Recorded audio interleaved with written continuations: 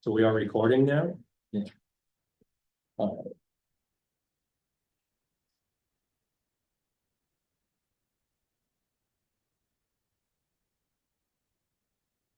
I don't know everybody yet. Could you just call out your name so I know who's here for the roll call votes? Michelle Verbacher.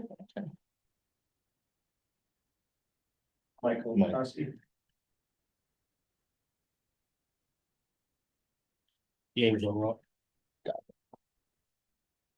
And you're not voting or the association principals, correct? Right. No, he's voting. Or he's a voting member? Only the representatives in the Senate are non. Okay, good. Number of board. Yeah, gotcha.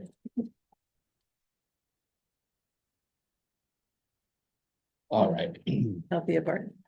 gotcha. All right, come to order. I have as present myself, Mark Zuick, James, Althea, Michelle, and Michael, giving us quorum.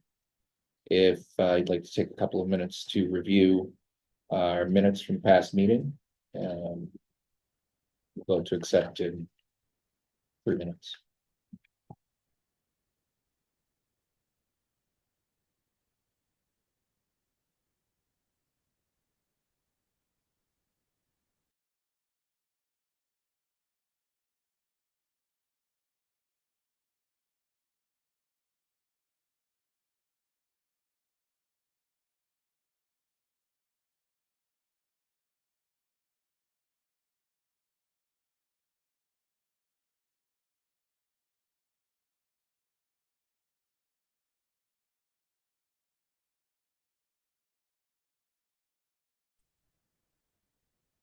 No, I mean, you can, I think you can vote to accept, Okay. you know, as long as nobody has any amendments. Okay.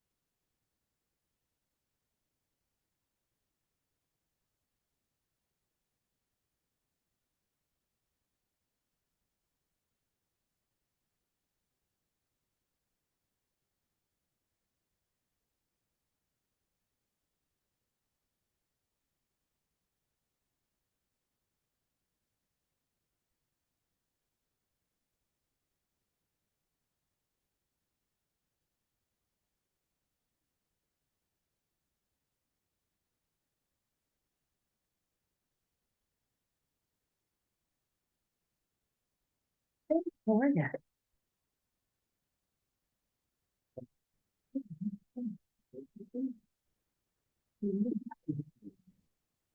Are you feeling well? No, I'm fine. I Oh, just, okay. I'm an allergies Yeah, I hear you. person. This time of Wind year. doesn't help Year anything. round. Good morning. I mean, good Good morning, afternoon. How are you, I buddy? don't Yeah. want to start the Let's day. not start over again. No,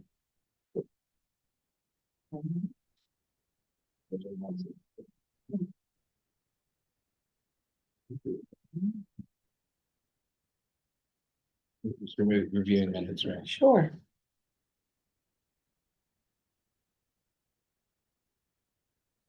Okay.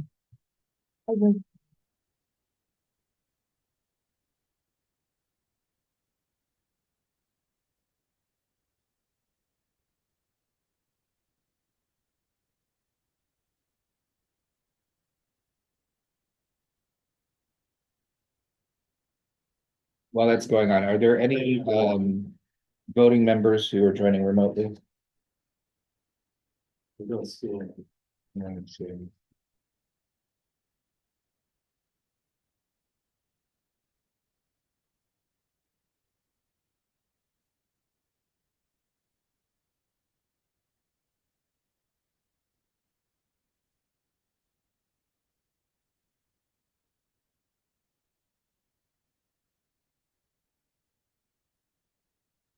In 3 minutes, does anybody have any comments or modifications to the minutes?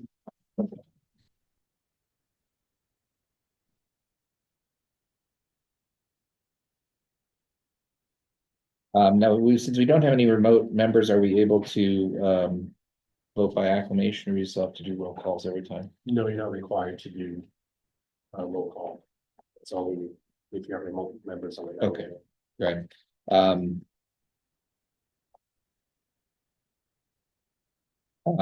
Chair moves to accept the minutes as is. I'll second it. Oh, does the chair need to ask someone to make a motion? Yes. I can't, You can't make a I motion. can't make a motion directly. Okay, you have to ask for a Can motion. somebody please move to Do we accept have the a, minutes? do we have a motion to accept the minutes? Do we have a motion to accept the minutes? I'll make a motion to accept the minutes. I'll second. Heather Barker. Michelle Rohrbacher. All in favor? Aye. All opposed? Okay. Motion carries. I don't believe there's any appointments or resignations this term. Does anybody have immediate business?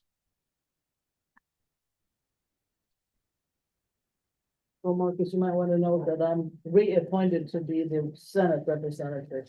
I just got my letter. Congratulations. Thank you. I just got my letter this morning, Thank you. so I'm legit. Awesome. And is this where we review the letter that is drafted, or when does that happen? We have that in a public Okay. comment section toward the All right. end. Sorry, I missed that. Oh, the letter No that was problem. drafted? Yeah. That's different from what I Okay. think Marcus is referring. Yeah, to. that's what I was just checking. Sorry. All right, updates from Department of Ed. Yeah, I can speak to that. Yes. So I wanted to introduce Allison, sorry, Landrigan. She's gonna be replacing me. I'm no longer in a position that oversees home education. I changed positions actually today.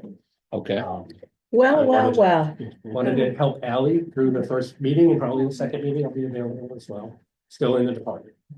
Great. And so I was happy to be here. And she, Hi, I welcome. mentioned before, she's been with us 6 months now. Well, And really, she's been taking most of the home education stuff off my plate, so I'm doing day-to-day calls and notifications and.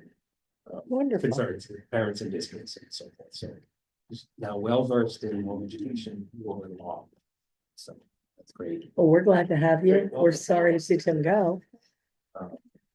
And given the short time span since the last meeting, 3 weeks, we did not prepare a second. Yeah. report. It's really probably like of substance got done in that time frame. So that's all I have. Tim, what did you say your new position will be? I'm going to facilities for schools. So it's actually where I started 10 years ago in the department. And so I'm actually a retired civil engineer. And so I'm gonna use that skill set back, doing that. So working in schools, both public and private and charter schools. Awesome. Doing facility approvals and supporting the schools in the facility. Well, Mhm. so.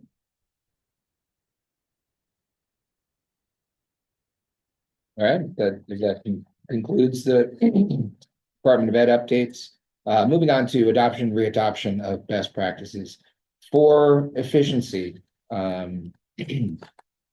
First three items are questions, should we continue in current practice? I'm going to suggest that perhaps we want to vote on these as a block, continue our current practices regarding meetings. Do I have a motion? You're saying the first three? The first three are to Yeah. continue practices currently. So the first one is, should HEAC continue the practice of allowing members to participate remotely? Mhm. And should Second. the act continue? Posting the draft minutes on the website. And the third is continue the practice of recording the meetings. So I'm suggesting that unless somebody objects to the way business is done currently, perhaps we can just adopt those three as a block and discuss 4 and 5. Does anyone have a problem with the three that we have there? And then I make a motion that we keep those as a block and accept them. A second. All in favor? I, All opposed? Great. So 1, 2, and 3 are all accepted as current, continued current practice. Question 4, should HEAC clarify? Mr. Chair, I'm sorry. I'm just wondering if for because we're just recording and no one is recording minutes as we're here, Right. should we be You want me to stating read our them again? names Oh, when I we, can, yeah. when we make a motion Yeah. in second? Okay. So Heather Barker, I made the motion to accept the first three that we just read aloud as a block. And Althea Barton, I second. Yeah. I'm sorry to interrupt. I believe you two. Trying to make it easy on the secretary. Okay. No, I appreciate that. I believe for the acceptance of the minutes, it was the same too, No, Did I you second. It was me. Michelle Michelle, Barton, second. second. Heather and Michelle. Yep. Okay. So, question 4. Should HEAC clarify how public comment will be accepted and if public involvement during the meeting will be allowed? And if so, how that process will work? So was this in reference to the side-loaded materials from the last meeting? Was this a question around that, how we're going to enter Yeah, so, materials into the record? yeah, and take comment from the public. It being a public meeting. Right. There's no requirement to allow the public to speak. Obviously, most boards and councils also want the public to speak, have an opportunity to speak. Mhm. It's just how is that happen? So as not to disrupt the meeting. Right. State board, for example, they have public comment, 3 minutes per person at the very beginning of the meeting. Mhm. After that, the chair may call on a person from the public if they feel they may add something to the conversation or not. Mhm. It just seemed like maybe the last meeting, there was a little confusion about how that was being handled in the structure of a public meeting. So, and Tim and I discussed this, in the interim when creating the agenda for this meeting. My feeling was that public comment is important, as far as what we're doing here, try to advocate and advise. We want as much input from the public as possible. We want to be open to the public. If there's a concern that some controversy that may be, brought in as part of public comment could derail a meeting. I think the best way to handle that is to move public comment sections of the meeting toward the end to get through the business, the scheduled business. Then if anybody has, contacted HEAC saying they want to speak and there's an actual scheduled comment from a member of the public, those would be scheduled first. And then, open comment would come, toward the end, so that if something unexpected arises from public comment, it just doesn't disrupt the course of scheduled business, but that we leave the public comment period in place. So that's my suggested policy. And anybody object to that or want to? So where are you suggesting it be put? So in the current meeting, and this Yeah. is not saying that this is policy forever, but this was the solution, is that public comments came Oh, you put them there, at 15. the Yeah. end, right? Right before, non-public session and adjournment. So it gives the public the opportunity to comment on any business that's occurred during the meeting, and also, prevents derailment. So what I would say to that is I have been here several times where our business went way over and we ended up meeting the next month, which could mean then that if we put it at the end, those folks who may have driven here to attend this meeting to make public comment might not be able to make that public comment. So I would feel more comfortable if we had it at the beginning where we had it with a limit and that the opportunity could arise that we would I've seen functioning groups where they had it again at the end. People could get up again, or if there's time. I just worry that several of our meetings over the years have gone way over and we've taken multiple, use that next month and then the next month to get things done. So I'm not sure. I think we see how it goes today, but it's a light agenda because we just met. Mhm.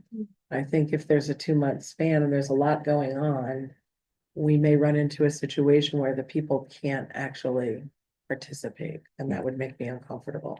So, what about perhaps a hybrid approach where people who are sufficiently committed that they've contacted us in the interim to, find a place in the schedule, that we could move those scheduled public comments further up in the agenda, but then leave the open comment section at the end, so that we're at least accommodating people who made the effort to contact us, at least a few days prior. It's reasonable. Yeah. Go ahead. If we're just talking about a comment, then having an open time or a time when that doesn't include a response from anybody. Right, but discussion period, right?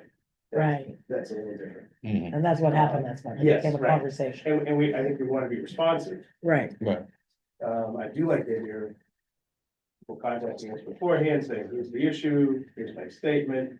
We put you on the agenda, and we just need to define a certain time period to create the agenda. So we have it. Yeah, I don't have the benefit, of being here previously. Right. But my intuition from other public meetings I've been involved with is that when you have your regularly scheduled business is running very long, right, that's not independent of members of the public spurring debate and engaging throughout the meeting. So, I don't know that it would take 2 hours to run through sort of the standard, member reports and legislative review and things.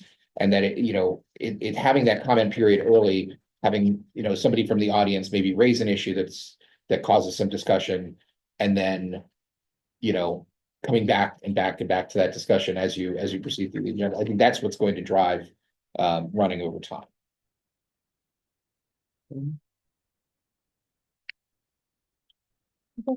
Perhaps we don't need to arrive at a decision about why point don't we try 4. it? Well, what would be the policy that we would be voting on? So there was my suggested policy of all public comments to the end, or an alternative of scheduled comments early and open comments to the end. Can I ask a question, Marcus? With public comments limiting that time period to 10 minutes, if we have more than 3 visitors and they're each granted 3 minutes, we don't have time for a 4th comment. Right.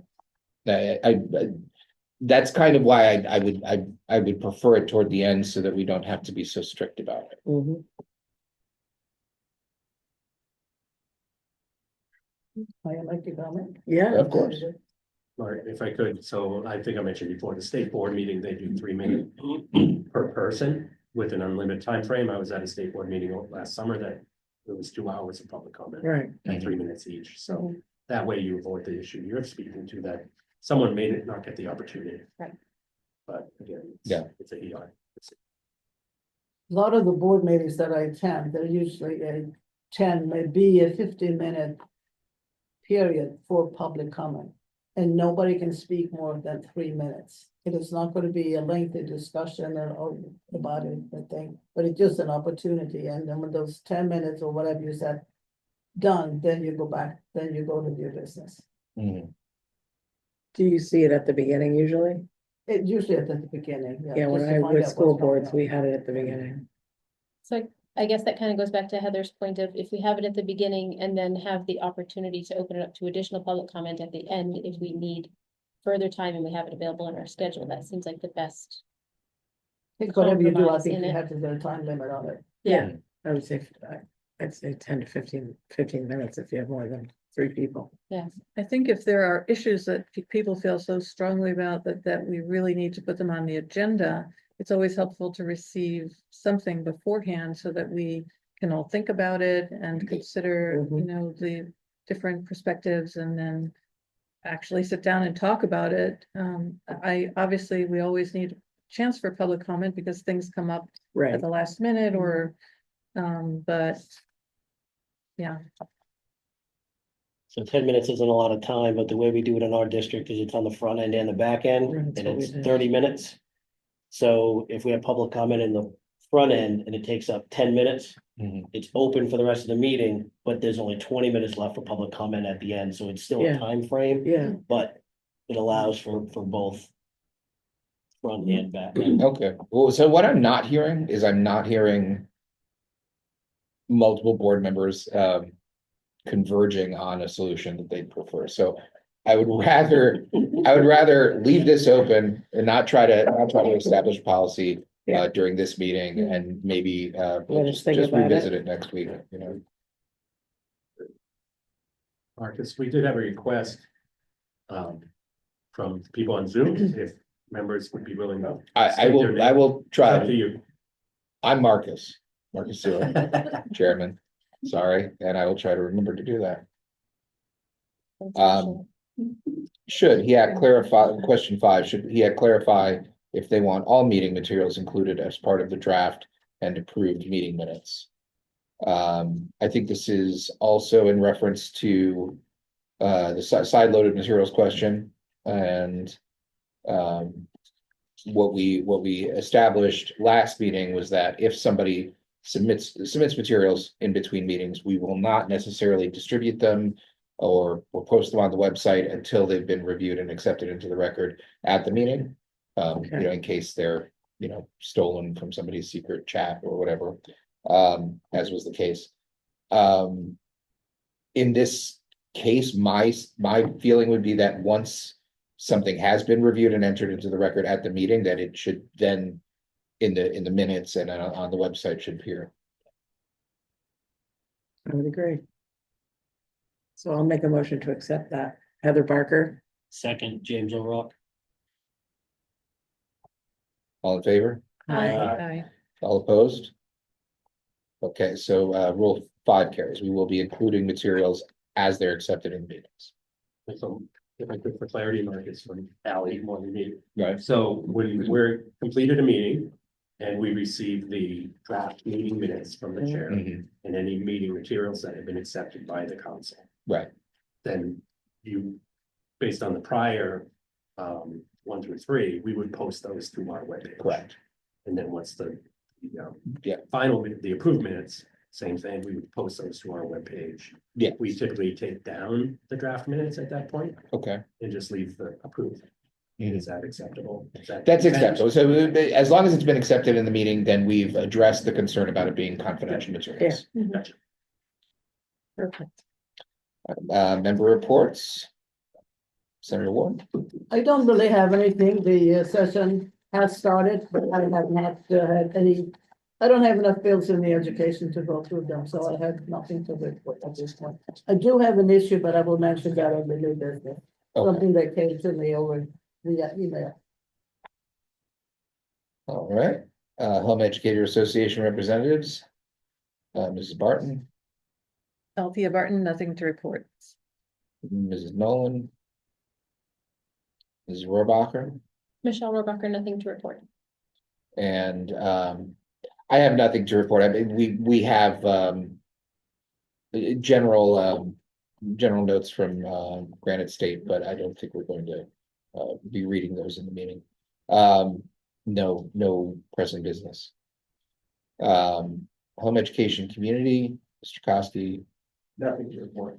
Okay, Ms. Pattison. Association of School Principals, Mr. O'Rourke. Nothing to report.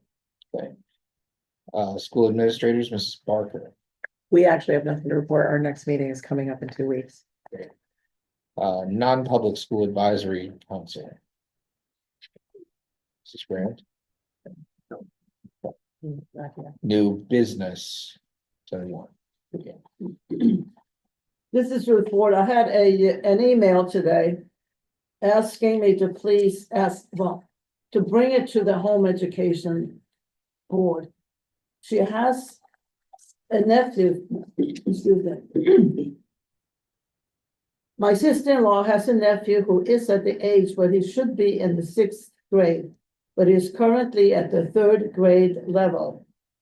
This is an amazing kid and no one is looking out for him and his future. Is being home educated, and she's asking, is there anybody, any place where somebody can actually assess what is being taught in the home, who is keeping an eye on this kid, and is there any way that we can have a report or do something for this child?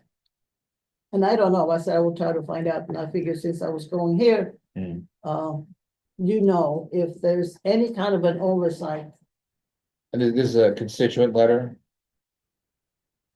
It's a constituent letter. It's Yeah. not from, I don't know where she lives, but she has written to me directly. Okay, so but you don't know any details about the family or No, if the the thing nephew is is in that New Hampshire. if I mean, you have any. implicitly they suggestions- are, but if but we don't know anything about the family. All I know is the kid is not doing very well and is being home educated.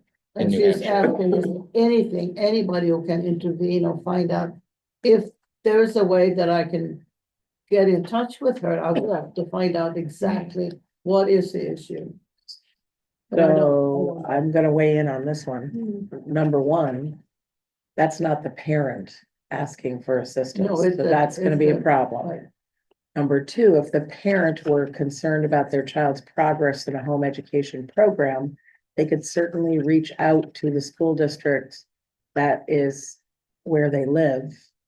And if they're suspecting that there may be some type of underlying educational disability, they could ask the IEP special ed team to convene to actually determine whether or not evaluations need to be done to see where that student is. That would be the only thing, but again, that can only be done by parents or legal Okay, guardians. but Yeah. you're sort of seeing this as a problem, as checking to see is there any way that we can Right. do something about it?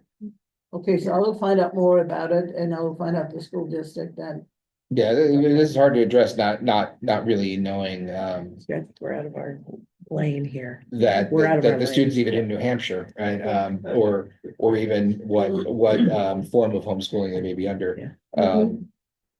And also, more importantly, maybe not more importantly, but also, importantly, we have to remember that if you, when you test competency of students in public schools, your sixth grade class will include some people who are competent, say, to read at sixth grade level, and some at fifth and fourth and third and kindergarten level. I mean, the unfortunate fact of education is that not everybody keeps up, and they tend to fall behind more often than they leap ahead. So Mhm. just saying that you've observed a child who's reading at a third grade level who maybe, I guess, 12 years old, it doesn't suggest anything on those facts.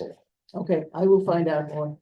I think the important part, though, is that I don't really think it's within the purview of this council, No. because it's not the parent seeking help around a Right. home education situation. It's a third party, a sister-in-law or a relative trying to get information or support. And I'm not comfortable providing any type of counsel or advice to a third party. Parents have rights in New Hampshire. Mhm. Yeah, I concur. But I would think that it happens not infrequently, that I see something. Mhm. It may not be the parent, but I see something and I want to find out further. What can I do? This does not look right to me. Where do I go? And I think this is what she's asking for. For someone who's not the parent, This is someone who's not the parent. and then that's the question we're not. Right, we're What not they offered should to be take. doing is connecting with the parent and Right. saying, hey, I've noticed this. Why don't we together explore how we can support your child? That would be, partnering with the parent. If the parent is concerned or this person is concerned and has observed something, perhaps the parent hasn't. And by bringing that to the parent's attention rather than a senator in the state of New Hampshire, that I'm concerned about a child who's home educated. Yeah, I think I would direct them back to the family and suggest that they work with the family to seek support. But Yeah, I'll explore this further. sure. Thank you. Any other new business? If I could just comment, we have received and responded to this Okay. Okay. from our office. From the Department of Ed has, Yeah. okay. And was your response similar to what we're saying? Yeah, we don't want to go into detailed response, but yes, it's. Yeah. There's nothing in rule or law. Right. That covers this question. Any other new business?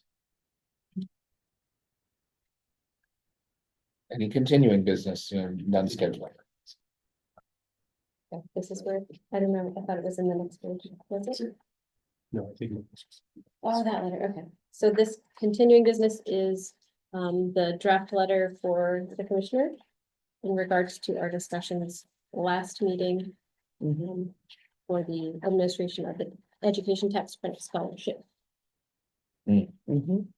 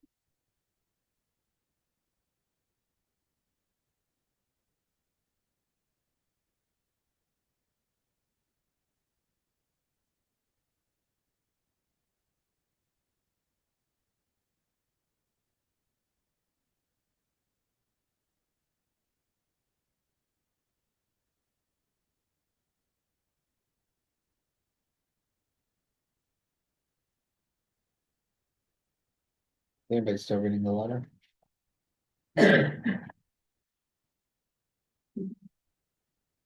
So, my question is, when we discussed, authoring this letter last month, it was the primary, issue that was brought was that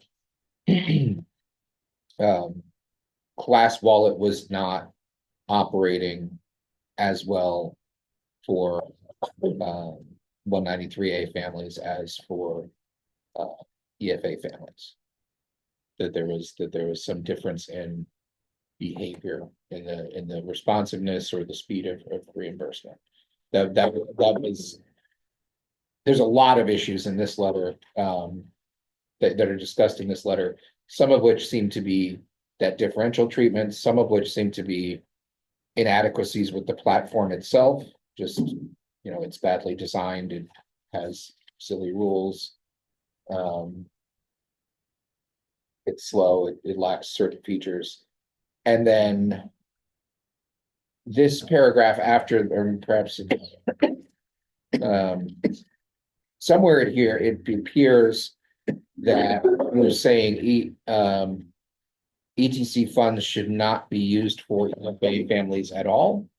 So I'm just, what is the overall ask of this letter?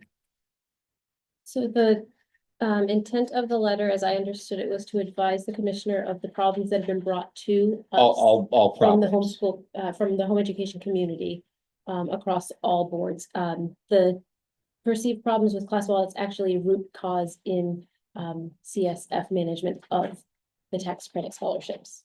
Okay. So the experiences about the answer being told that it was a Class Wallet issue or a CSF issue has been noted by multiple members.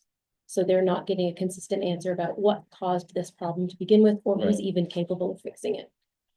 Okay, Is it true what's stated in there that the ETC was designed specifically just for those two populations? The original law, home ed law Yeah. that is referenced speaks Yeah. nothing of the EFA because it predates the EFA. So the position you're taking then, or folks in the home education community, is that should not be happening with EFA families at this point because they're not part of that. Correct. That I just want to be position clear that being- that's the big that's an important piece of Yes, this. Yeah. the position being noted that it covers private and home education. Right. It overlaps to private education's benefit, but Yeah. the primary concern was to raise that it was not to benefit outside of those two. Mhm. so I don't know,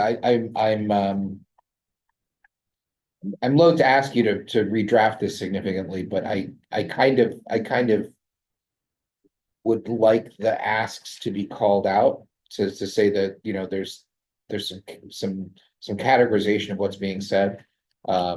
That may not be the other members' sense.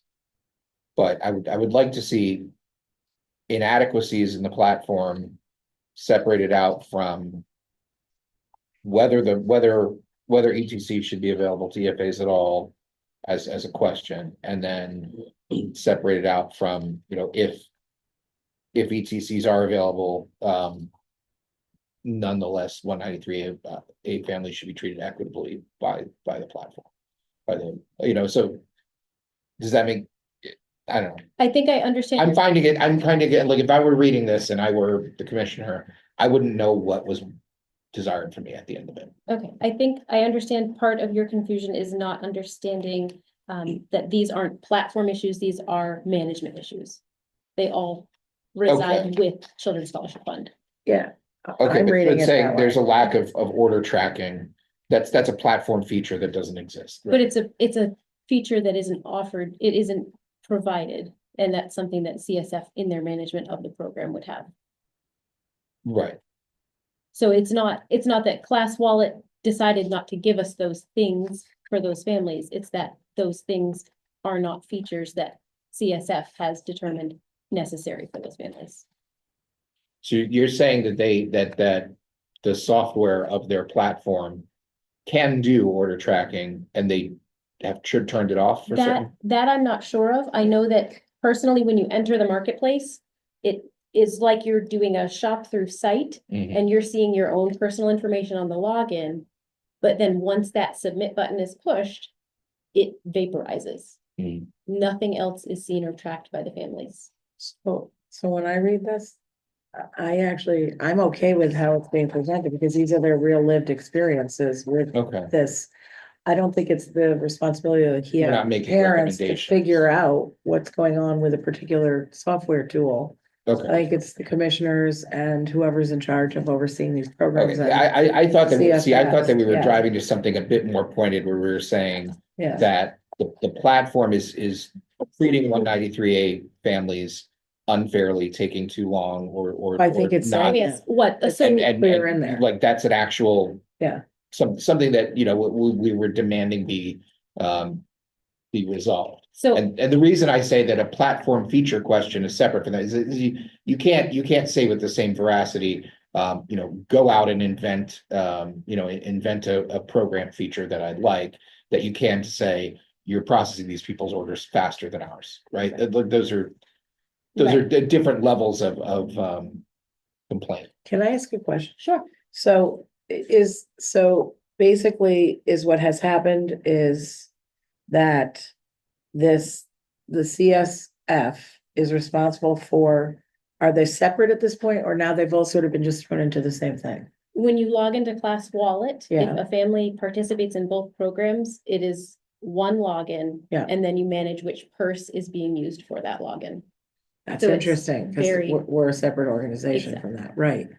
And before the EFAs, it was just one thing. Before the EFAs, there wasn't Class Wallet. Okay, so Class Wallet is new. And so when you log in, if you're just HEAC, like a home educating family, Mhm. is that a choice you can make? To participate in Class Wallet, I don't know, can you pick that and then you move through that software as that? so my understanding of the software, I'm Yeah, not familiar right. with how that part works, is that the software is aware of which Yeah, purse you're using, and that purse control is what affects what you can do within that purse, but I don't know that for certain. that's interesting, yeah. So I think we should send this letter to the commissioner and ask him to at least consider the concerns Without being there- raised, because what it sounds like is once you added the EFAs, maybe they have to have separate pathways, or I don't know, maybe within that organization, they need someone overseeing one and someone over. I don't know, but it can't be that the home education families Mhm. are being held up and actually things are happening where the things that they tried to order are out of stock and they can't get it. Mhm. They go beyond the window of when you can actually even order things. Like, I just think about running a school and a budget in a school district. Right, At some point, the budget's frozen because they've got to finalize the budget for the next year. Right. And if the art teachers and the music teachers in the classroom didn't get the materials they needed, how were they able to do what they need to do? So I'm uncomfortable if that's, I'd be curious, is that a experience of a lot of home education families? It certainly appears to be. So it's certainly worth bringing it to his attention. Perhaps this is we're bringing this to your attention. yeah, I think everything in here This is needs- worthy of being brought to attention. My concern was a lack of focus, or a lack of sort of breaking out the types of issues with the type of resolution that would be satisfactory. So if it. But we don't like, know necessarily what the resolution would be, Right. right? So that's why at the close, it was to review the contract, because we don't know what that contract stipulates as far as how they're to manage that account. Okay. Okay, So that's really the only recourse that we can request from our limited knowledge of how they're managing it. Mhm. But whether or not it's the appropriate venue for it to be managed, that's something that, knowing the concerns and problems that have been brought to our attention, Mhm. that at least those types of situations exist under the current system and the current management. And it might be helpful too, that perhaps the answer may be, and we don't know, that there are many more families that are accessing this tool and support, which may in fact be what you're experiencing might be, I don't know. I'm simply saying at least it opens a dialogue with that office, sure. the commissioner's office, to actually take a look at it to see, is that really the lived experience? Is it different for EFA families in that? Because what's being portrayed here is that there is a belief that the EFA stuff is being processed first, and the home education is being processed second. And so therefore, it's created big problems for home education families accessing, correct me if I'm wrong, accessing that wallet, ordering the materials they need, et cetera.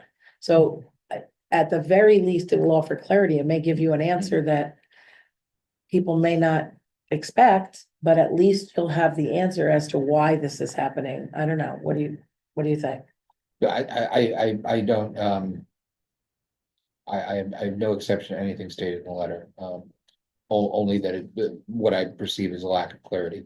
If you think the letter drafted as such, you know, just here's a comprehensive list of issues, not all of which may have the same, you know, origin, or not all of which may call for the same resolution, and the ask is simply to review the contract, then yeah, that's fine. Michelle, would it be, I'm sorry. Sorry. Go ahead. No, go ahead, Mike. Would it be possible to write up 1 to 3 statements of outcomes that you'd like right now, that we, you know, take a few minutes, just kind of summarize what exactly you'd like the commissioner to look at? As a committee to do that, I don't think it's appropriate for me personally to necessarily, No, but Yeah, if you okay. could sketch it down, because you seem most familiar with it. okay, And then we could discuss it, maybe, is that something we can do in the next 3 or 4 minutes? Yeah. Kind of summarize it, and then we can talk That'll, about that that. could go over top of it. Wait, what? That could go over top of it. Sometimes a lead into a letter. Yeah, Yes, Mm, yeah. yeah, something like Yeah. that would help, I think. okay. Yeah, I Expected agree. outcomes and then read the letter and attach. Right. Right. I'm sorry, go ahead. No, that's all right. There's, you've done tremendous work here, and there's a lot of detail and a lot of issues that are being brought up. And I'm sure you've thought long and hard about them, and other people have as well. We, from our group, have not heard about issues like this. So I would be interested in going back to our members and asking, whether they share these experiences, and see how widespread it is, perhaps. So I wonder whether we could, I know there's urgency, people are hoping for results, but I wonder whether we could consider this and discuss it again and make a decision at our next The March meeting. meeting. So to balance the urgency and you know, and the desire for more information and clarity, I don't think there's any reason we couldn't submit materials to the commissioner on this question 2 months running. So we have this as a manifest of observed complaints, of, you know, which and you know, with no particular recommendations attached, and you know, without all of the organizations having, you know, as you say, pulled their membership. You know, perhaps we do send this one this month to get it some airing, get some visibility, and then add to the continuing business for next month that we want to, you know, do we have recommended actions, and have any of the participating organizations, you know, pulled their members? Do we know how common these issues are? Let me make a comment, Althea, in seeking out input from the community, it has been fairly evident that there's a divide between families that were just tax credit scholarship families and families that are now also EFA and tax credit scholarship families. And that definitely affects their view on the changes. So if a family is participating in both programs, they don't see an issue because they see it as a global, my things are all managed one way. Right. So in representing families that are 193A and the concerns and issues that they have presented, it is very difficult to get that isolated out, but it's of utmost importance that we make sure that that is isolated out to know who Yeah. we're representing. I think it would be pretty easy for Class Wallet, because there's different persons to pull that information for us. Unfortunately, not, Oh. because the tax credit scholarship is being offered to EFA families Right. also. That's the issue. That's the Okay, issue. so even though there's different persons from you purchase from, the Class Wallet does not. I don't know if Class Wallet knows anything about the laws governing either one. They are a Oh, management so- program, it's an ordering system, Who would have separated out those two wallets? CSF. So they should have that data. The problem is you gotta tease out the data. Well, actually, you could do it though, is if you have. A person has EFA and tax scholarship. That's one group. Yep. If they're Tax credit only, only, or which, or EFA only, and you could see. And then you would have to ask them to see what's the difference, because what's happening, I guess, is if you're a home education family. You also have the EFA piece. Your stuff is getting ordered. Mhm. Or it's EFA. It's interesting.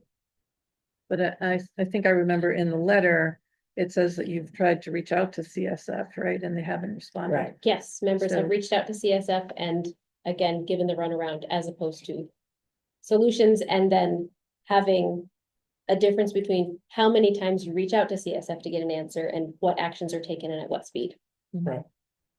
It's very much somehow an inefficient system being run.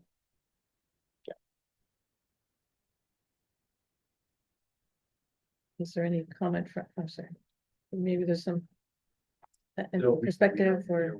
CFS, because it's really the EFA, Mhm. rarely get questions about the ETC. But it's not an area that we operate in. Okay. And Brian Volt was the administrator for EFA, but that position is still vacant. Oh, Oh, that's Mike Kosky. Mike's a- Yeah. Michael Koski, disembodied male voice. there's a shoulder. Then I guess our request to the commissioner is to ask Mhm. to have the CSF pull that data and examine it, and see, because we don't have any control. over it, Right, Right, or a direct line responsibility. okay. If we can just make that request to the commissioner to see if it's working well. So, how about this? To get the ball rolling as quickly as possible. We have this in hand, it enumerates the problems without necessarily offering solutions or a course of action. I would suggest we adopt this at this meeting, so that the commissioner is aware. Next month's meeting, we discuss any prevalence polling that the organizations do of their members to see if these are common issues. Specific recommendations, does anybody want to draft specific recommendations for next meeting? I don't think we have enough information to draft solutions. Okay, I think it's really an And- awareness letter right now. right, I'm saying between now and then. And also details of an information request. To CSF or Class Wallet. Sorry, so Marcus, in sending this to the commissioner as is, we wouldn't be requesting information to come back to us in No. that sense. No, because we would need to specify what, like you're doing a public records request, you have to specify what actual data you're looking for, or, Right, so could we include that in this, as we were talking about that lead in? To include that to request of the commissioner, so that we Um, have that for next meeting? okay, I think I think if we try to do that in this session, we'll spend the rest of our time trying to draft that, to go back and forth on details of what to, that's why I was saying, out of band, the members could draft, recommendations and details of an information request in between meetings. So that we're not holding this up, right? We're not holding this up. This gets to the commissioner right away. But it's, in this setting to come up with specific wording for an information request is a very, it's very detail oriented kind of thing to do. So I would prefer if somebody would just do that out of band and bring it, and for next meeting, So this one would put the commissioner on notice that there are that there are problems. problems. And then the next one would be the follow-up with the opportunity for people to actually digest it, read it again. Mhm. Gather information and work with time to put together here are the remedies, or this is, because you actually clearly state right here. Mhm. While the ETC is not a program that is exclusive to home education, it is and should be one that is exclusive to private home education in the state of New Hampshire. And it should be managed in a way that best serves those families. Right, When the EFA was added to the statute as a fourth pathway to satisfy compulsory education, no corresponding changes were made to the qualification requirements to the ETC. To be clear, the ETC predated any other alternative pathway and specifically delineates that the funds are to be used only for the pathways of private school or home education. ETC should be serving those families that are not receiving any taxpayer education funds, either indirectly through enrollment in the public schools or directly by participating in the EFA. You've made it really clear here. I mean, there it is. So you request that the contract and activities of CSF in relation to the education tax credit scholarship be reconsidered in favor of an option that would best serve the low-income families of New Hampshire that prefer to avoid entering the 194F pathway and would like to see the ETC fund stewarded in a way that is consistent with its stated purpose. You already have it here. It's clearly stated right there. Yeah. They want this addressed. They want to separate the two things. okay. And is that something the commissioner can do? I have no idea. I think it needs to go to his attention. We're his advisory council. We're Right, advising I him that there's a understand, I problem. understand sending Right. this up and, Yeah, you know, pushing Yeah. it forward. I'm just wondering about a solution. I I think, know. like you said, this gets it on his radar. Right. Yeah. He was hoping to come to this meeting. I shared with Marcus last minute. He was unable to, so he's hoping to come to the next meeting. So that will be Okay. great. 'Cause he's he'll- aware of the concerns in writing. Yeah. Maybe he could address and clarify that. Yeah, then he will have a chance to actually digest them also versus off the cuff in a meeting. Right. Yeah. Right. So yes, without assigning work, I'm going to highlight the things that we'll be interested in discussing for the next meeting are uncovered prevalence of these issues in other organizations' membership. Calling prevalence polling. Specific recommended actions, whether it's eliminate all EFA families from the ETC program because that's the law, or if it's something less drastic, or if it's something that has to do with administration of this class wallet vendor. What is the recommendation? So ideas you have for that, and specific data that we would ask for as an information request from class wallet or from So I have a final question about that. Is it in the rules or the law? In the law. So if it's in the law and it states that, then we're out of compliance with the law. Right. That's a big deal. Yeah. That we're actually providing ETC to families that aren't eligible under the law. Right. So this should be brought to his attention as soon as possible. And of course, then the legislature would have to do something about it. I'm Okay. sure they will. I hope. Right. Yeah, I think they will. I think people want to have these pieces exist. And what we're hearing is that different factions of the school choice community of parents want to have their own lanes. Or at least clearly, Michael Crosby. Really defined. Michael, Or at least clearly defined. sorry. Right. Yeah. Yep. All right, we're going to forward this to the commissioner.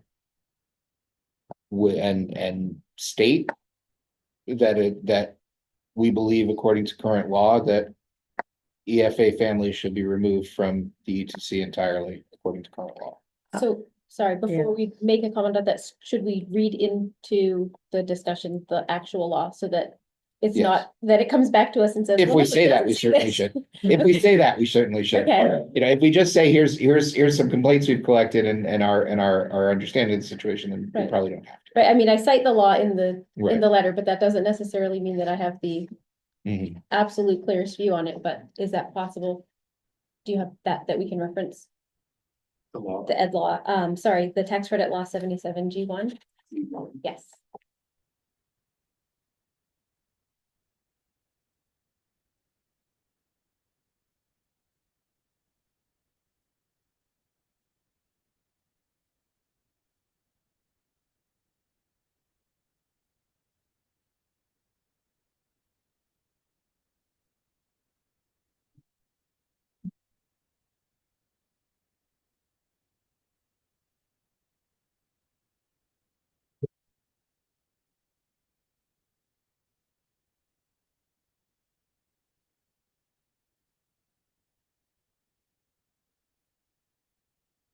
So, do you want me to read the whole law or the specific?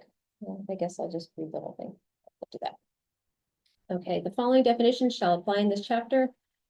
Adequacy cost, that doesn't affect us. Adequacy grant, business organization, business enterprise. Item 5 is repealed. Educational expenses means the tuition costs of an eligible student to attend a public or non-public school, excluding students who were placed in a non-public school by their school district, the cost of college or university, accredited tutor or tutoring facility, or distance education program.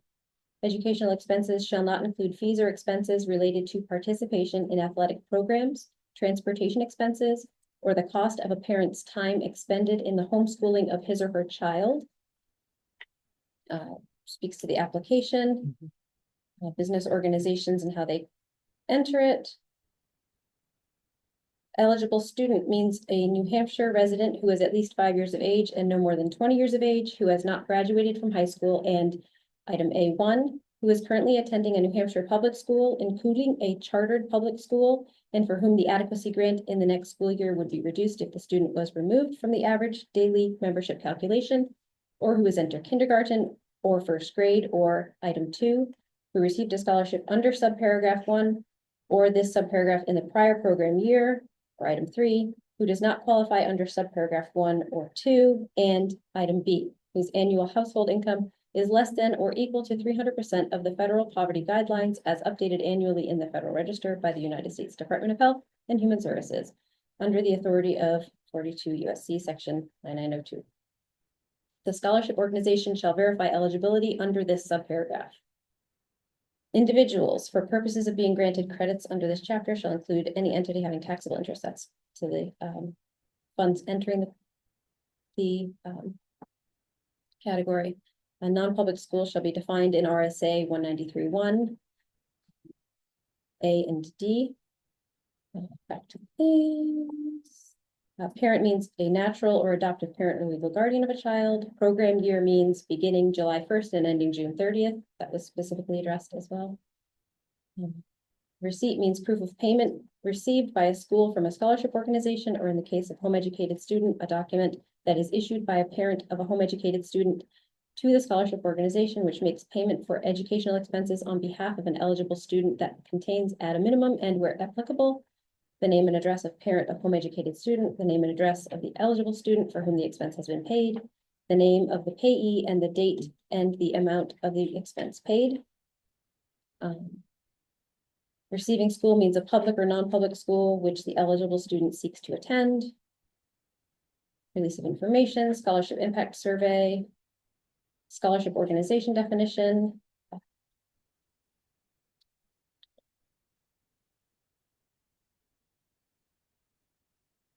Scholarship organization application means a document developed by the Department of Revenue Administration and submitted by a scholarship organization that contains the scholarship organization's information, a signed statement that the scholarship organization has met the eligibility requirements, reporting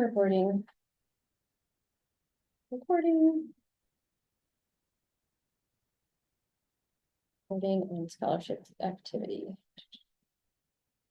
Aggregated survey from the parents.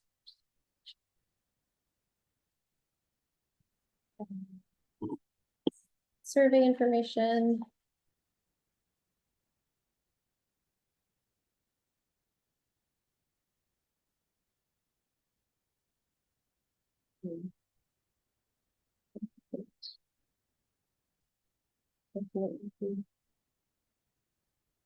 The fine feature of it for us.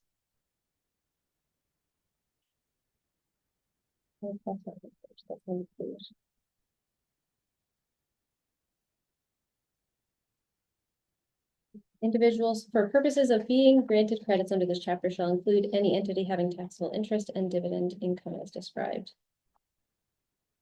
As for the submission of them, I'm not seeing. I didn't look on this site. I was on the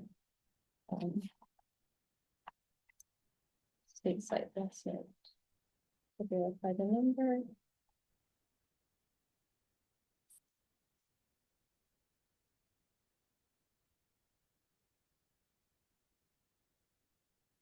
Have you reached the section that was referenced in the letter? That's what I'm not finding the whole section. What, eligible families, sorry. Because it's not the state site. Yeah. Yeah, so I don't know if that's the difference. Let me see if I can, if I have it on my search history. It's not showing even what eligible. Eligibility. requirements So are. the related participation, athletic program and so on, about that. Yeah. Let's see.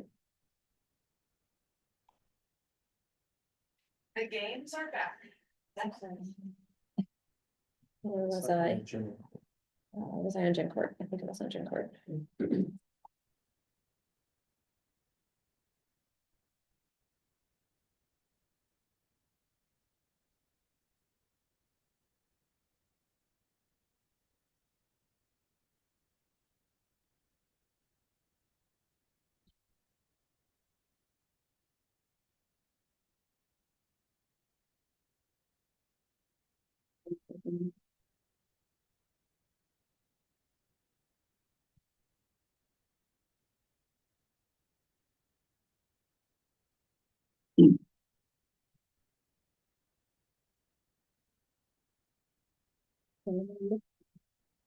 No, I don't have, we have a copy of all the.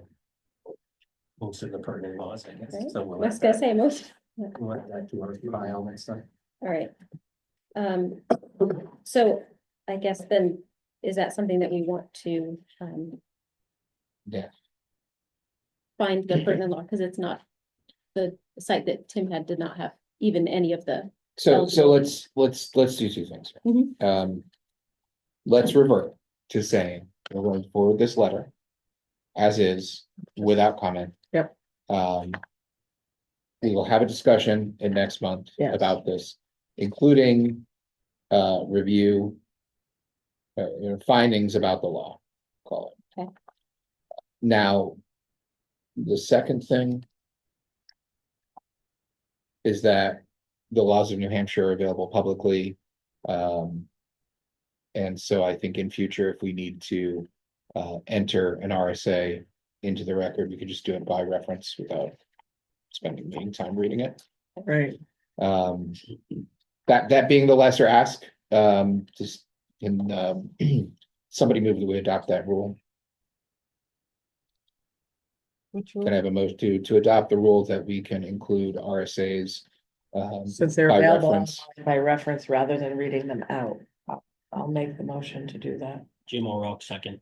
So Barker first. All in favor? Aye. All opposed?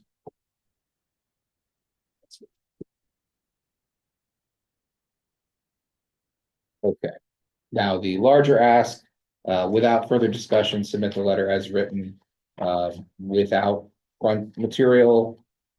And that we'll leave all discussion of the issues, specific recommendations, detail on, information requests, any findings about the state of the law or the prevalence. All of that can be discussed at the next meeting after we have some time to think and gather information. Do I have a motion to accept the letter? I just noticed in the letter, it says I and it's signed by Michelle. So it should, I think, come from HEAC, Okay, not from an individual member. So if you want to okay, adopt with those changes, I'll receive that. so Okay, then adopt You said with aye. changes, Should be- we okay, are. And then, You've signed it. And then The HEAC. Chair after. okay, so that paragraph where it says I is a personal statement with that. I don't know that removing the word I from that. No, I just meant at the top of the letter. Oh, I'm writing on at the request of HEAC. Okay. Right. sorry. Okay, sorry. And then the signature should likely be from the chair Okay. following a vote. Okay, Instead of Michelle's name, that's all. okay, the second to last paragraph, I also use I, so that's where Oh, yeah, and that's, I guess you guys can modify that. we can figure that out. I'm just saying it's coming from the council, right? Mhm. Because you're taking a vote. Right, so I thought I was nominated by the committee to write the Was. letter on behalf of the committee. Okay, it's up to you So guys. is I think it's, That I think was it's fine as written, honestly. Okay, Okay, Yeah, and then you would sign and I could sign for EAC, below that. Do I have a motion to accept the letter? Michael Kowski, move we accept the letter as is and forward to the commissioner. Jim O'Rourke, second. All in favor? I, All opposed?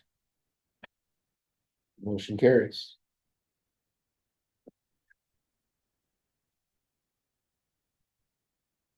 Okay. Rulemaking legislative updates. Obviously, everything that is of concern to us that remains in the list. So members are invited to raise any specific concerns or comments they'd like to make about any of the laws. The only update that we show is 0.1, ED 704.02 admissions to testing for high school fluency program. Is this new or was this in last month's? No, I think I remember. thought it this was a verbal update last one. yeah, there's been no change. All right. So on any of the bills or LSRs listed, is there any further information or comment?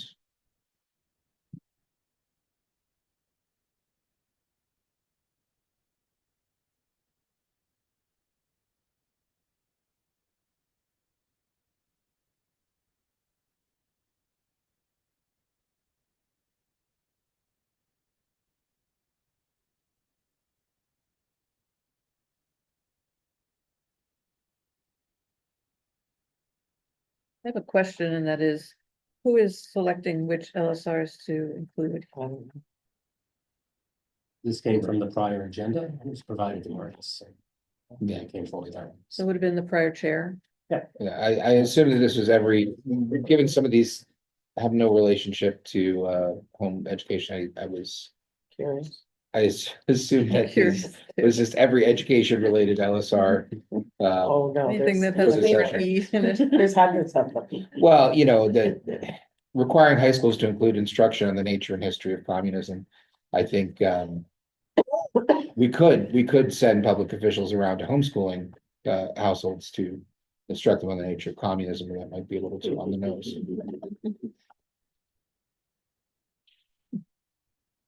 I'm not sure, like, how we did this. I know there were some that we were following closely, like the 70402, because home education parents, the way the law was written is that this local school district had to be part of that process, and they wanted it out.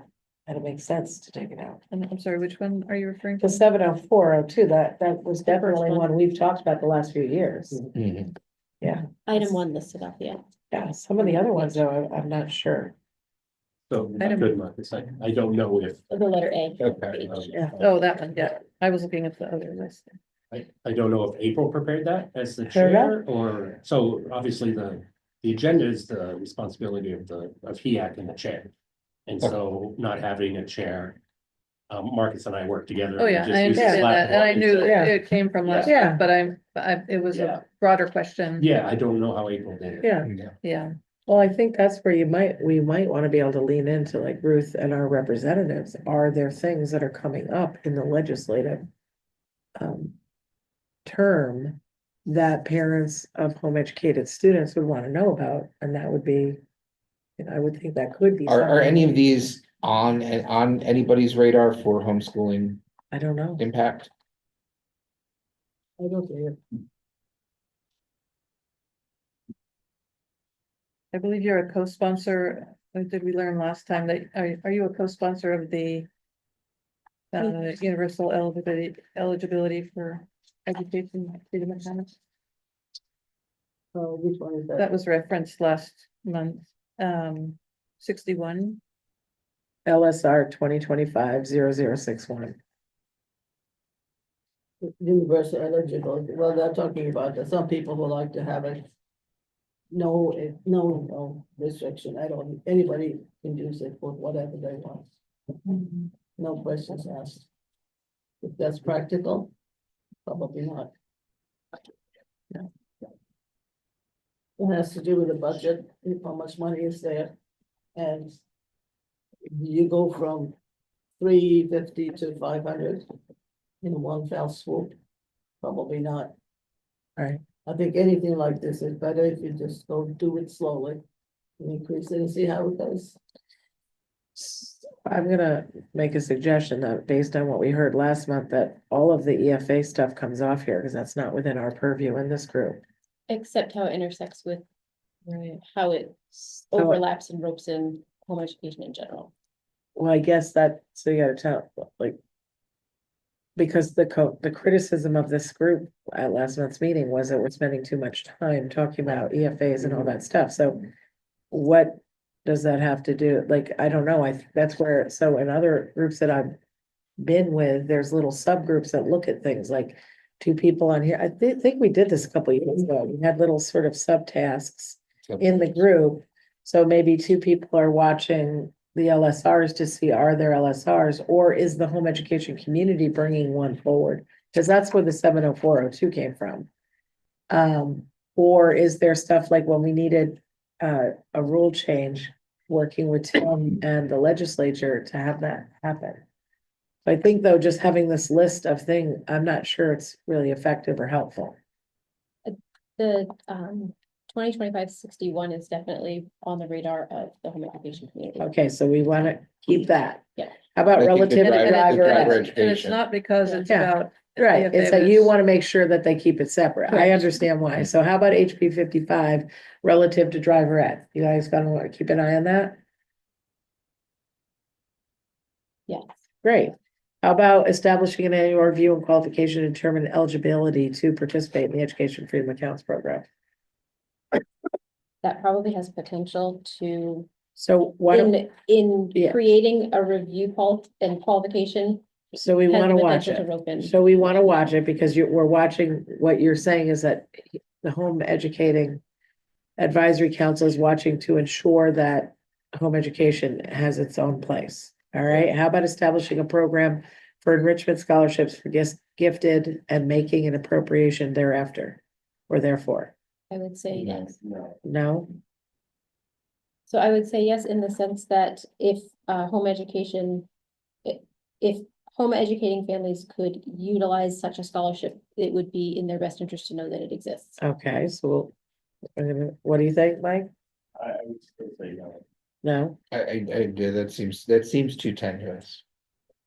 Well, we can talk more about it, so we'll leave it as a maybe. Are you okay with that, Michelle? I mean, we know, all right, We're just talking about. the list. I will include it Yeah. in next Yeah. month's. how about agenda. establishing a state agency, a Department for Children, Youth and Families, its own state agency? Yes, that would affect us directly. Okay, establishing parental bill of rights. That would affect us. Okay, how about relative to child care scholarship eligibility and reporting? Seems antithetical to. Okay, so maybe not, or it's a maybe. Okay, how about 8, defining the term citizen for the purposes of the right to know law? And including preliminary drafts circulated to a quorum of a majority of a public body as disclosable documents. We want to watch that. Yeah, it's something that would be affecting who can request information. Okay. 9, establishing a local education freedom account program. You want to watch that. Yeah, Requiring high school, so these are on the watch list. These are not action items for us like 70402 was. Requiring high schools to include instruction on the nature and history of communism. I would say, I haven't read it myself, but we're not under the same requirements of what a school teaches on home education. So, okay, no. 11, allowing a public body's members presence at a meeting by electronic or other means of communication. We've already determined we're gonna let that. Mhm. Okay, so we don't need to follow that. Or do we want to follow it to make sure it stays that way? I don't think they're going to listen to us one way or another. Okay. Either number way, tw- yeah. either way, if we make our own decision of how we'll Yeah, we're gonna report do it. ourselves. Yeah, so we're fine. We don't need that one. So 12, relative to the maximum number of credits per course eligible for the dual and concurrent enrollment program. Want to watch that? Home education doesn't track credit. Great. Relative to youth employment during the school year and at night. Yes, Okay. Establishing a kindergarten literacy readiness program. No, that's curriculum Okay. question. And unless it's also bringing into the discussion, mandatory kindergarten, so yes. So we'll watch it. So none of them right now, we have said none of these we're acting on, we're simply watching them, and we'll read off what we're not. Making an appropriation for the dual and concurrent enrollment program. Dual enrollment is provided to home education.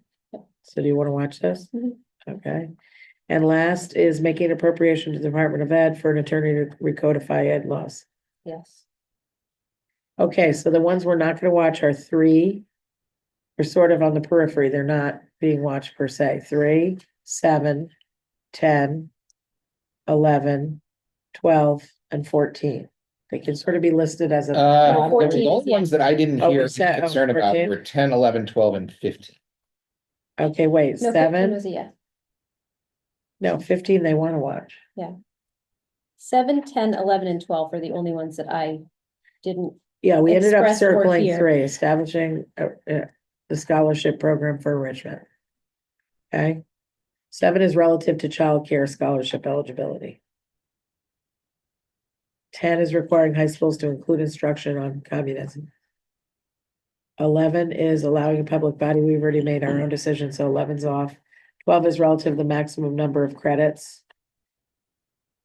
14, we are watching, because that's a kindergarten, to see if you want Right. to monitor that. And 15 is the 15, appropriation. I don't think we're Yeah. monitoring the appropriation. right. And Michelle.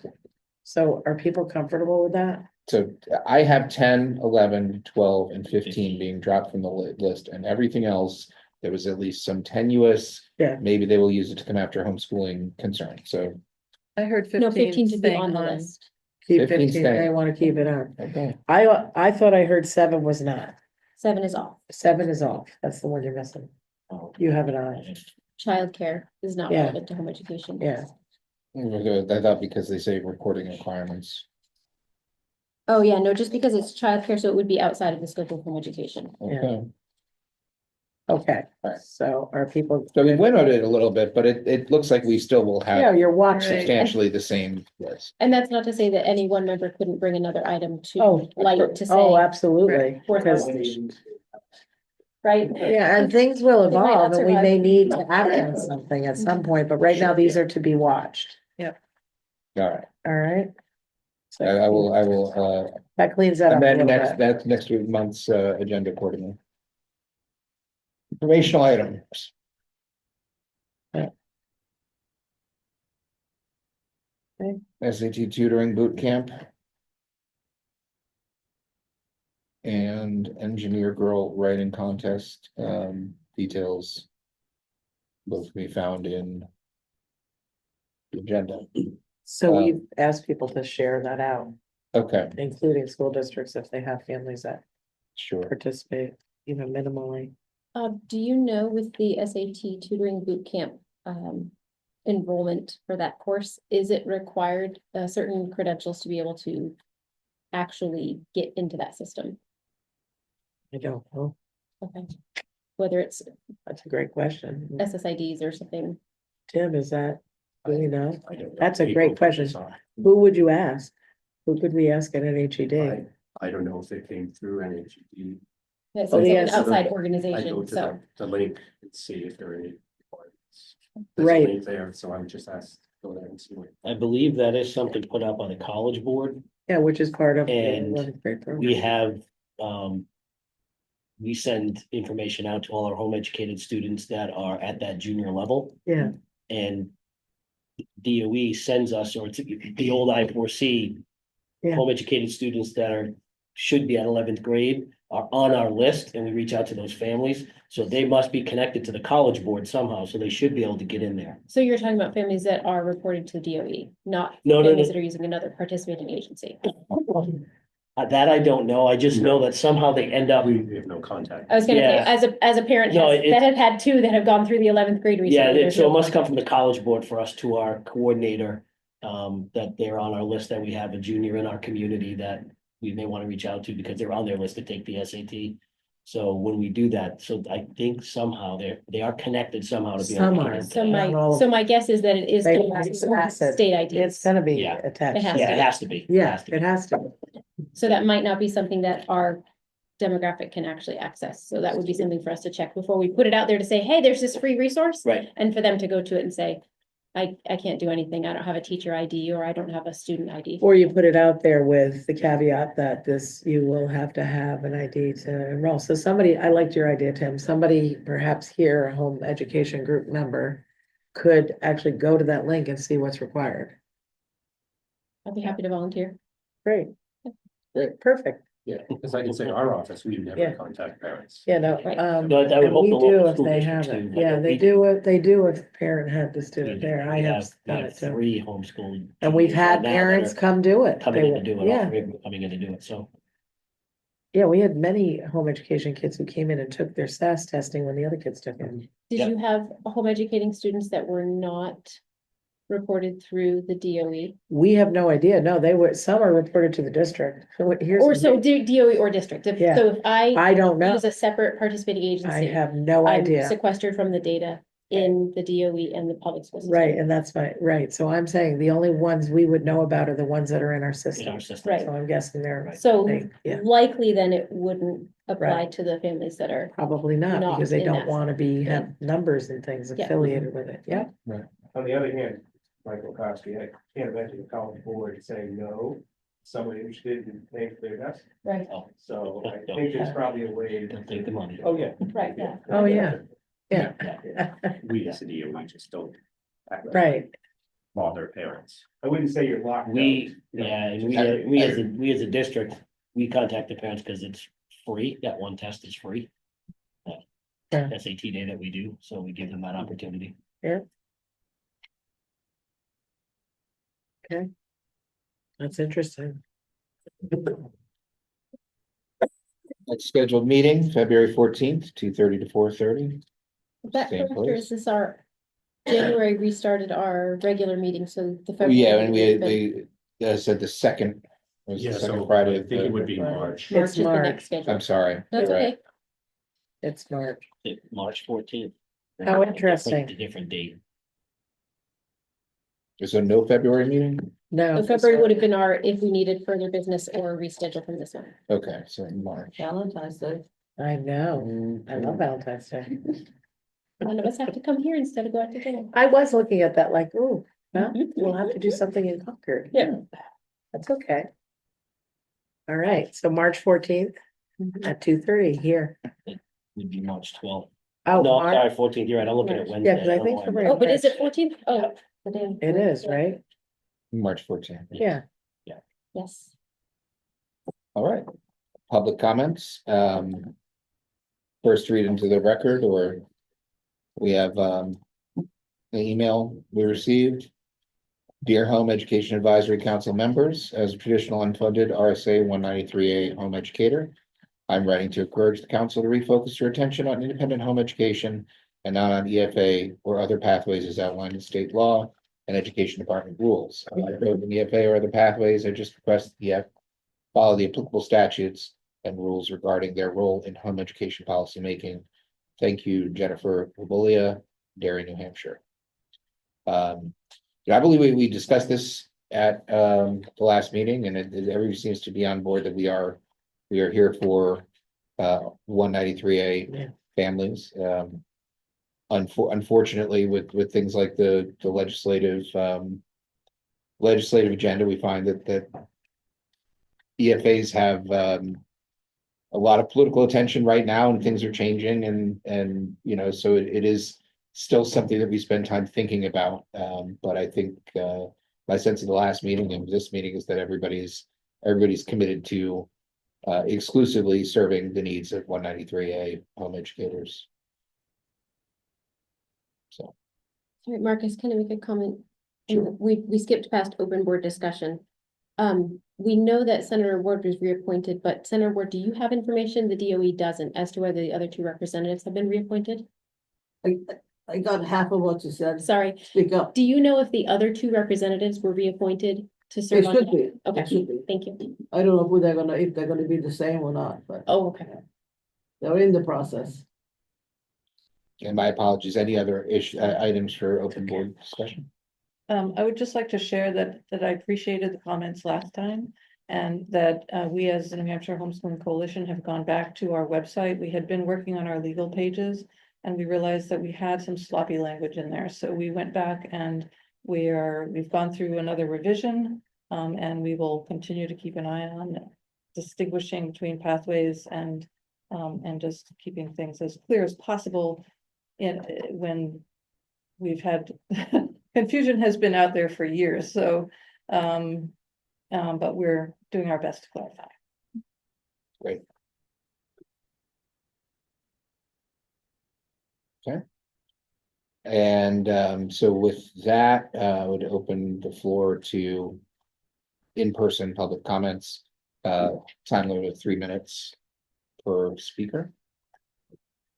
We manage the folks online when you're done with those, Marcus. if you- Okay, first up is Jennifer Marker.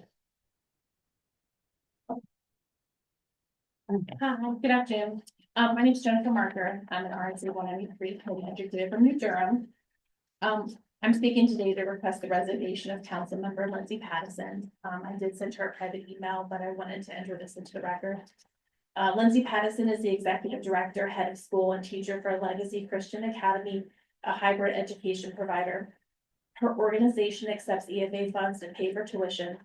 And Lindsay herself has stated in the December meeting that she supports both educational pathways. I find it impossible for her to fully represent this community of RSA 193A homeschoolers, given her support of EFA. And I would encourage her to find a voice to support those who pay her salary. This committee was formed to encourage the understanding of home education and to advise the Commissioner of Education and State Board of Education so that the rights of RSA 193A home educating families could be protected to the fullest extent. All council members should be representing people like me, families who are independent, unfunded, traditional, non-EFA home educators. And Ms. Pattison isn't this. She is a public advocate and owner of an organization that supports other educational pathways. This should disqualify her from being a representative of our community. In the December meeting, she stated her own family was an RSA 193A family. However, as the owner of an organization, she stands to receive more EFA funds than she would as an EFA parent.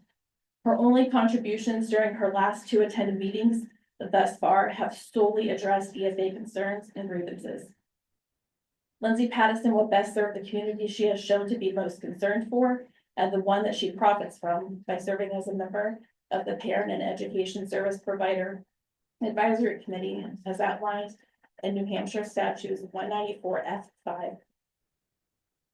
It is important for this committee to uphold the highest standards of representation.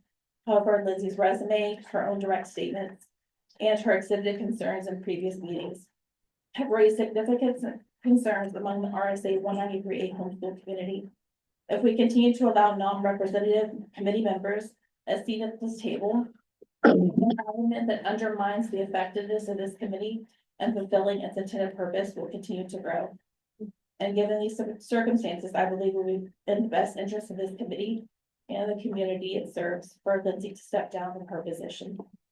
This would allow the Education Commissioner, excuse me, my mouth is so dry, to restore trust and reappoint a truly qualified RSA 193A and only an RSA 193A only supporting individual. Thank you. Next up, Amanda Wheeler, Rochester. Amanda Whedon, Granite State Home Educators, Christian Home Educators of New Hampshire and Southern Maine, and Home Education Advocate. I would like to point out that the last meeting admittedly was awkward, and this one is turning into awkward, and I want to preemptively apologize for that. Uncomfortable conversations are necessary at times to maintain our focus and mission and purpose. And that is my intention at this time. I want to reiterate that home education, as defined in New Hampshire state law, is a separate educational pathway from the other 3 pathways of compulsory attendance education. So we know the HEAC purpose, mission, and function is found in RSA 193A10 and ED rules 31509 and 31510. My public comment, has to do with the last couple of meetings. It's in response to disclosures made at the September and December meetings, as well as, internet searches. I was in attendance at the last meeting, and I was really concerned about the conversation that unfolded. When we brought to the council's attention that there is a differentiation between educational pathways, there were questions asked and not properly answered. Some representatives were sort of dodging questions and running in circles, and I think that is not the spirit of this council. So at the last meeting, Ms. Barton, was asked directly whether or not she was an advocate for EFA pathway, and she questioned what the word advocacy actually meant. And I think that's a clearly defined word, and I would like to go over just really quickly some of the main points of Ms. Barton's advocacy for other pathways at the last two meetings. Again, Althea, thank you for your service over your long years of serving on this council. I don't know you in real life, but I've served with you on this council when I was co-chair with Jen Pereira. At the September meeting, there was an alarming amount of your time spent advocating for EFA home educators. A lot of them had to do with me personally and the organizations I represent, and that's a whole other issue that I was never contacted. I was never, in any way involved in the conversation, other than it ending up on a HEAC agenda, which I find inappropriate. The advocacy on your part included that it was inappropriate, unfair. You didn't use those words, but in the tone and the way that represented, that it is unfair for EFA families to be able to take free curriculum and other offered materials in an exclusively RSA 193 education group. That is my group. That is a position that we have taken in my group, that it is not fair for EFA families to receive a large sum of money to purchase their supplies and curriculum, to take free supplies that are being offered voluntarily in our group to other home educating families. That is our position. That is a firm position, and you advocated against that position at the September meeting. In addition, you talked about a number of times I'm just looking through my notes here. That it's unfair, that there are organizations that don't support both pathways. That is Granite State Home Educators and Christian Home Educators of New Hampshire and Southern Maine. Again, I'm in leadership of both of these groups. That has never been addressed, talked to, but your position was that it is unfair or unjust that we represent only 193A home educators. The other most alarming EFA advocacy that happened at that meeting was Ms. Pattinson, who I regret is not here in person, so that I can address her in person as well. I don't like that. I don't think it's fair, but at this point I need to address this point that was made. The advocacy that she made for EFA families at that meeting was to actually look at the legal language in statute for both 193A home educators and EFA home educators, to look at it in order to change the language that says terminate your home education program, because it was quote unquote hurtful and divisive, and a legal language should be looked at to stop hurt feelings among EFA families. This is an outrageous position to take on this council during council time. So it is my request at this time, because both Ms. Barton and Ms. Pattinson have made it very clear in meeting. I am so glad that you just told us that your website is working on it. Your newsletter also has represented both pathways and advocacy for both pathways. That was wonderful to hear. But still, at this time, I respectfully request Ms. Barton's resignation and Ms. Pattinson's resignation from the HEAC Council. And I've listed the reasons. Again, this is not a personal issue. I have no personal relationship with either Ms. Barton outside of our service together on HEAC And I don't know Miss Pattinson in real life. I'm sure you're fine, wonderful women. This is not a personal situation. This is about home education advocacy and keeping the Home Education Advisory Council true to the mission and purpose as stated in statute. Thank you. Thank you. Deborah Sullivan, Goffstown. My name is Doug Silva, I've been in Goffstown. Just wanted to say a quick supportive statement that I'd like to see the council just focused solely on unfunded homeschooling.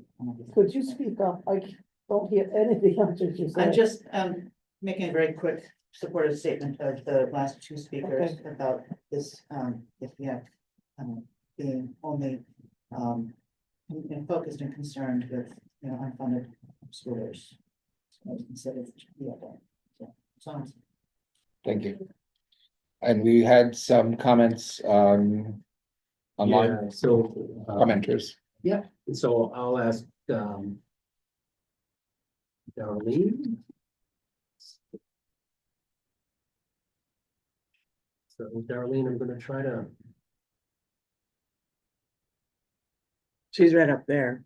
Gilders, right? yeah, Yeah, I'll let okay, you go Yeah. further. I have to, yeah, that's just on mute. Yeah. So. Darlene, you should be able to unmute. Yes, There you hi, go. thank you so much for taking my comment. I have been a 193A home educating parent for some time now, and closely following developments of funding issues and so on. One thing that really concerns me, and I really appreciate Michelle reading the RSA for the education tax credit, is I feel like it's unethical and it's really double dipping. If a parent takes each education tax credit money, that's one thing, but then double dipping into the education freedom account money is just plain wrong. And hearing Michelle going over the RSA, and of course, I'm going to go over it later tonight. I really think there needs to be an emergency action taken by the commissioner and the Department of Education to immediately stop families from taking any ETC money if they are EFA educating parents. I just think it's really wrong, and I think you're giving a really fiery argument to people that are anti-homeschooling um, to really go after the Department of Education. I think if any one of them is watching this meeting, they would be really concerned and take that out against the new governor and the commissioner. Again, it's really it's pretty concerning. Again, I really want to emphasize the difference between non-funded 193A homeschoolers and the EFA homeschoolers. I think it's really conflating the status of homeschooling. I think it's really concerning that there is any advocacy or anyone that's appointed as a representative on the council who advocates for EFA. I don't really think it's right. I think the whole point of homeschooling was to avoid any government intervention at all. And what that leads me to believe is at any point, a law can be passed in the future if the governor changes and if the legislature loses majority, which they will. History kind of proves that.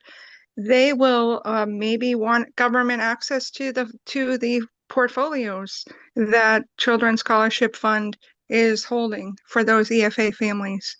I think that's really concerning. It's none of anyone's business what homeschoolers are doing. We're all educating our kids the way we see fit. Most homeschoolers I've ever met are extremely intelligent and more advanced than any public school kid that I've ever seen. We don't have to worry about school shootings or or our kids getting beat up in school and so on. So I'm really disgusted that potentially there could be government intervention into our affairs, and I don't want to have anything to do with that. And I would hope that representatives on HEAC would vigorously advocate for my family And I really appreciate Granite State Home Educators and the Christian Home Educators under Michelle, under two different Michelles and Amanda for advocating for my family's position. I also am alarmed that there's any kind of lobbyist on HEAC. It's the first meeting I'm logging onto. I've listened to a couple others, and I have no idea why paid lobbyists who usually go to the State House and actively lobby against the best interest of homeschoolers would be on HEAC. I would go so far as to ask the commissioner to please modify ed rules and legislatures to modify the home ed law to please get every single lobbyist off of HEAC. It's a major conflict of interest. That's all. Thank you so much for your help volunteering, and I appreciate it. Can you hear us? Yes, go ahead. So two items. First of all, just what city are you? I'm in Hopkinton. Okay, Hopkinton. And who are you identifying as a lobbyist on the HEAC? Anyone and everyone who is in any kind of association or administrators union, who gets taxpayer funds from dues paid to any association. It's a major conflict of interest, basically. Also, anyone from Children's Scholarship Fund, I really don't. Anyone who gets money or who is awarded money from any kind of taxpayer funds, they really have a strong conflict of interest in. Nothing personal, I just don't think it's ethical. Okay. Thank you so much for your volunteering and for taking my comment. Thank you. And do we have other online comments? Is there anybody else online who would like to make a public comment? Joanne? Okay. It was just. Oh, so it's just, G77. so it's 77 G2 and I have 77 G1. So it, I I guess, don't is see anybody in the chat. it okay to update that? All right, there are no more comments or close public comments for today.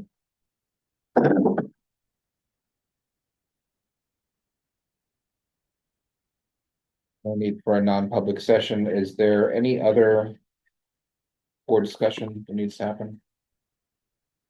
I guess then just to clarify with Joanne's comment that I just update that law reference to the correct law. Okay, so yeah. So section 2 instead of section 1. Correct. In that case, the motion to adjourn. I'll make that motion to adjourn. Jim O'Rourke. Heather Barker, I'll second it. In favor? Aye. Adjourn. We're gonna end the recording now. Yep. Yes.